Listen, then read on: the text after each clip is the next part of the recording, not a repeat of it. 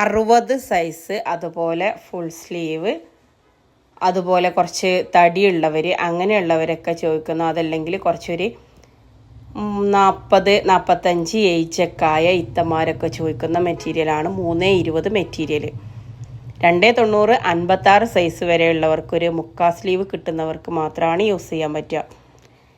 ഇതൊരു 60 സൈസ്, അതുപോലെ തന്നെ 56 സൈസിൽ ഫുൾ സ്ലീവ് വേണ്ടവർക്ക്, അതല്ലെങ്കിൽ കൂടുതൽ പേർക്കും നല്ല ഇറക്കത്തിൽ ഫ്രോക്ക് നൈറ്റി കിട്ടണമെങ്കിലൊക്കെ 60 സൈസുള്ള നൈറ്റീസ് വേണം.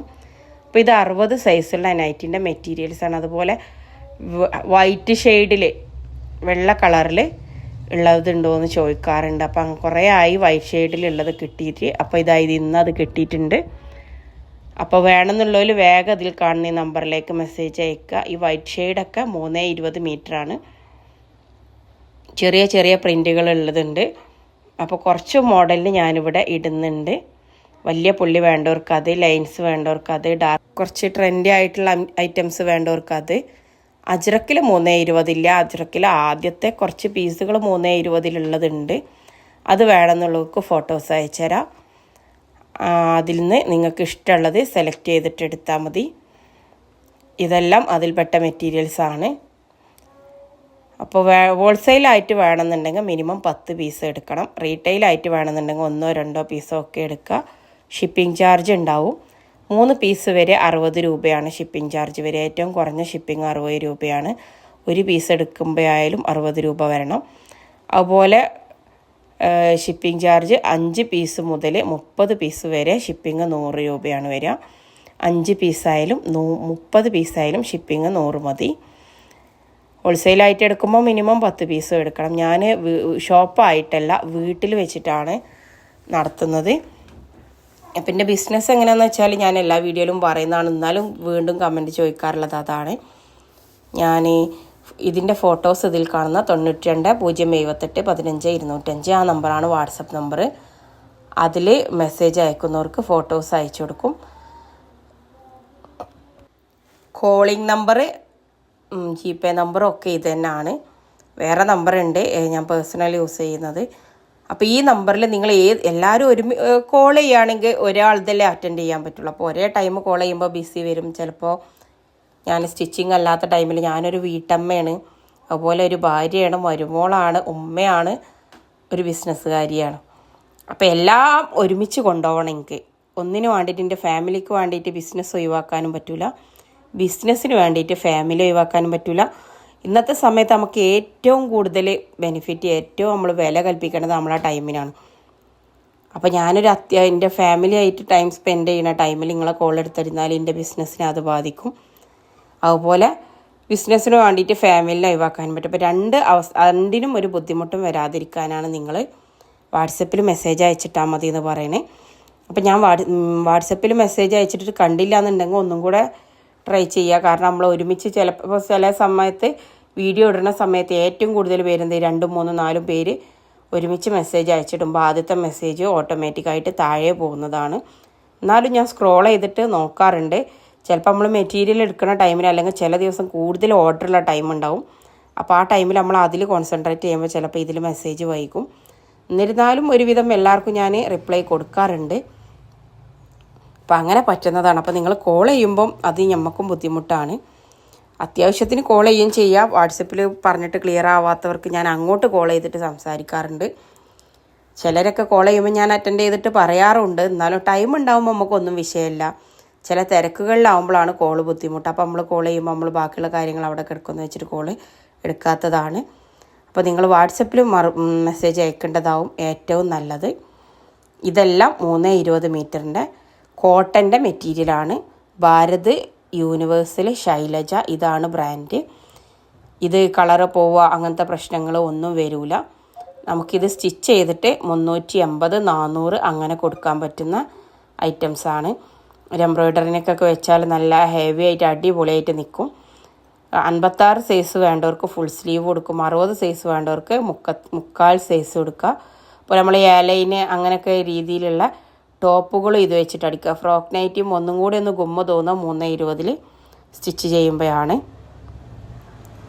പോലെ ബിസിനസ് നോമ്പൊക്കെ അല്ലേ, അപ്പോൾ കൂടുതലും മുസ്ലിംസ് ആവുമ്പോൾ എടുക്കുക, നോമ്പും പെരുന്നാളാകുമ്പോൾ. ഇപ്പോൾ നമുക്കിപ്പോൾ കുറേ ഓർഡർ കിട്ടിയിട്ടുണ്ട്. എന്തെന്ന് അറിയാം, ഇപ്പോൾ പണ്ടത്തെ പോലെയല്ലേ, എല്ലാ ആഘോഷമാണ്. നനച്ചുള്ളിപ്പണിയൊക്കെ കഴിഞ്ഞിട്ട് ഒന്നാമത്തെ നോമ്പിലേക്ക് കടക്കുമ്പോൾ പുതിയ നൈറ്റി ഇട്ട് തുടങ്ങുക എന്നുള്ളൊരു ട്രെൻഡ് ഇപ്പം ഒരു പ്രായമായാലും ട്രെൻഡാക്കി എടുത്തിട്ടുണ്ട്.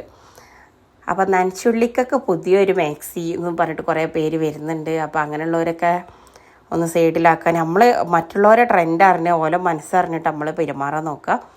അതാണ് ഒരു ബിസിനസ്സുകാരിൻ്റെ ഏറ്റവും വലിയ വിജയം.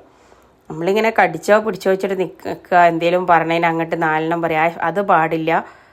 കസ്റ്റമറാണ് ഒരു ബിസിനസ്സിൻ്റെ കിങ്, നമ്മളല്ല. നമ്മളെ ചിന്ത എന്താണെന്ന് വെച്ചാൽ നമ്മൾ ബിസിനസ് നടത്തുന്ന ആൾക്കാരാണ് വലിയ ആൾക്കാർ എന്നുള്ള രീതിയിൽ നിന്ന് കഴിഞ്ഞാൽ ആരും നമുക്കുണ്ടാവില്ല.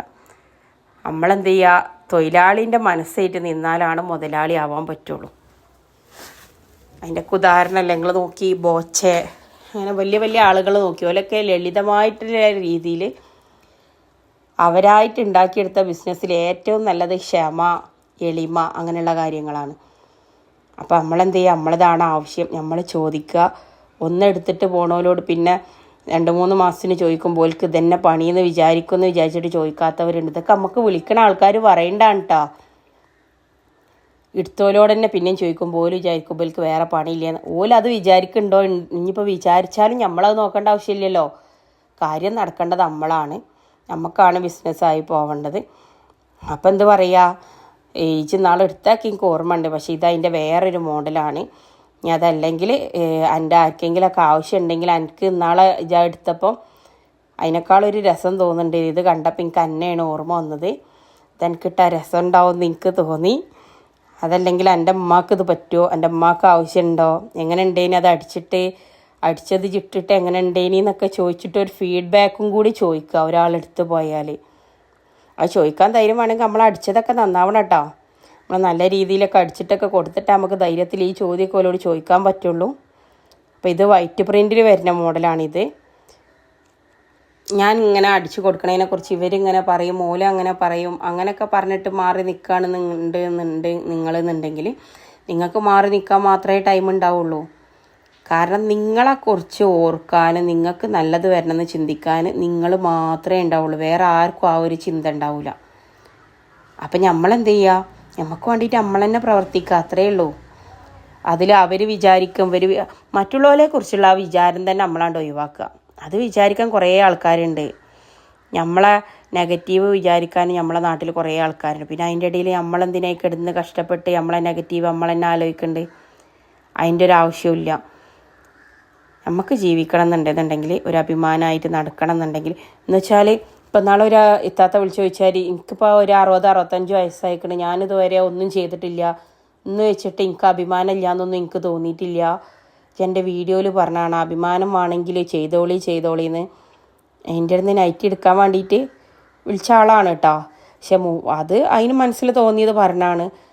അപ്പം ഞാൻ ഇത്രയേ ഉദ്ദേശിക്കണുള്ളൂ. നമുക്ക് അത്രയേ ആത്മാർത്ഥമായിട്ട് ആഗ്രഹമുള്ള ഒരു സംഭവം നമ്മളെ മുമ്പിൽ നിൽക്കുമ്പോൾ നമുക്ക് ചിലപ്പോൾ നമ്മളെ ഭർത്താവിന് ആ സമയത്ത് എന്താ, നമ്മളൊരു ഇടനിലക്കാരിയാണെങ്കിൽ, ഞാനൊരു ഇടനിലക്കാരിയാണ്, വലിയ കഴിവുള്ള ആളല്ല, എന്നാലോ ഇല്ലാത്ത ആളുമല്ല, എന്നാലോ അപ്പോൾ അങ്ങനെ ഒരു സമയത്ത് ഇപ്പോൾ ഭർത്താവിന് അതിലേറെ ഇമ്പോർട്ടൻ്റ് ആയിട്ടുള്ള ആവശ്യങ്ങൾ അപ്പുറത്തുണ്ടാകുമ്പോൾ നമുക്ക് ഭർത്താവിനോട് എന്താവും, നമ്മൾ ഈ ആവശ്യം പറയാൻ മടി ഉണ്ടാവും. പക്ഷെ നേരെ മറിച്ച് നമ്മളെ കയ്യിൽ നമ്മളതായിട്ടുള്ള ഒരു അധ്വാനമുള്ള എന്തെങ്കിലും ഒരു പൈസ നമ്മളെ പൈസ ആയിട്ടുണ്ടെന്നുണ്ടെങ്കിൽ നമുക്കെന്ത് ചെയ്യുക, ആ ഒരു ആവശ്യത്തിന് വേണ്ടിയിട്ട് നമുക്ക് അപ്പോൾ ആ സമയത്ത് ഭർത്താവിൻ്റെ അവസ്ഥ ആലോചിക്കേണ്ടി വരില്ല, നമ്മളെ ആഗ്രഹം നമുക്ക് നടത്താം. ഇപ്പം നമ്മളൊരു അനിയനോട് ചോദിക്കായാലും അനിയനക്ക് അപ്പുറത്ത് വേറെ കാര്യങ്ങളുണ്ടാകുമ്പോൾ കല്യാണം കഴിഞ്ഞ് നമ്മളിപ്പോഴും ആങ്ങളാരെ ഇടങ്ങാറാക്കുക, അതല്ലെങ്കിൽ കാക്കന്മാരെ ഇടങ്ങാറാക്കുക, അങ്ങനെ തോന്നും. ഉമ്മമാരോടും ബാപ്പന്മാരോടും ചോദിക്കാനൊരു പരിധി തോന്നും നമുക്ക് കല്യാണം കഴിഞ്ഞാൽ. ഭർത്താവിനോട് നമുക്ക് ചോദിക്കണതിന് പരിധി ഉണ്ടാവില്ല, പക്ഷെ അപ്പുറത്ത് കറണ്ട് ബില്ലും, മക്കളെ ഫീസ്, വീട്ടിലെ മറ്റുള്ള കാര്യങ്ങൾ, അതല്ലെങ്കിൽ വണ്ടീൻ്റെ അടവ്, അങ്ങനെ ഓരോരോ കാര്യങ്ങളൊക്കെ അപ്പുറത്ത് ഭർത്താവിന് ഉണ്ട് എന്ന് പറഞ്ഞിട്ട് ഇങ്ങപ്പുറത്ത് ചോദിക്കാൻ മടിയുള്ള ഒരു സമയത്ത്, ഇനി അവരെ കയ്യിലൊന്നുമില്ലാത്ത സമയത്ത് നമ്മളടുത്ത് എന്തെങ്കിലും നമ്മൾ നീക്കിയിരിച്ചതുണ്ടെങ്കിൽ അത് കൊടുക്കുമ്പോൾ നമുക്ക് തോന്നുന്ന ഒരു ഫീലിംഗ് ഇല്ലേ, അതിനാണ് അഭിമാനം എന്ന് പറയുന്നത്. ആ അഭിമാനമാണ് ഞാൻ നിങ്ങൾക്കും കൂടി ഉണ്ടെങ്കിലെന്ന് പറഞ്ഞത്. അതല്ലാതെ ഒന്നും ചെയ്യാത്തവർക്ക് അഭിമാനമില്ല എന്നല്ല നമ്മൾ ഉദ്ദേശിച്ചത്. അപ്പോൾ അത് വേറൊരു രീതിയിൽ നിങ്ങൾക്ക് ആർക്കെങ്കിലും തോന്നിയിട്ടുണ്ടെങ്കിൽ ക്ഷമ ചോദിക്കുകയാണ്. അപ്പോൾ അൽഹംദുലില്ലാ നമുക്ക് 75K ആയിട്ടുണ്ട്. 75K ആയിന് ഞാനൊരു ഗിഫ്റ്റ് പ്ലാൻ ചെയ്യേണ്ടത് എന്താ എങ്ങനെയാണെന്നുള്ളതൊക്കെ ആലോചിച്ചിട്ട് ഞാൻ അടുത്ത വീഡിയോയിൽ പറയാം. അപ്പോൾ അതുവരെ നിങ്ങൾ സബ്സ്ക്രൈബ് ചെയ്തിട്ടില്ലെങ്കിൽ ചെയ്യാൻ മറക്കല്ലേ.